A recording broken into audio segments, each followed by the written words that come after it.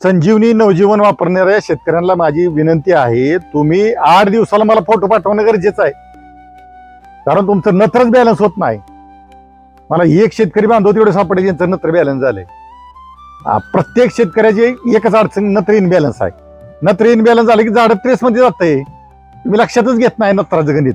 आणि ते शिकलं पाहिजे हो. पानाकडे बघितलं की नत्र कमी आहे का नाही, पानं अशी लुसलुशीत राहते ती नत्र बॅलन्स मध्ये असल्यावर, आणि नसलं की काळपट पडते ती, आणि नत्र असलं की हिरवीगार लुसलुशीत आणि थोडीशी कडक येते ती पानं. दुमडलं डाळिंबाचं पान की तुकडा पडतो, मग नत्र कमी आहे.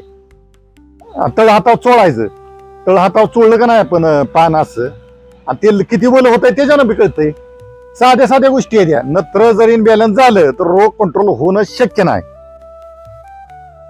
मग तुम्ही म्हणता नत्रान झाडाची लय वाढ होते. अहो नाही झाडाची वाढ होत, अति पाण्यानं झाडाची वाढ होती. शूट्सवर नत्रान जात नाही, शूट्सवर जातं तुमच्या अति पाण्यानं.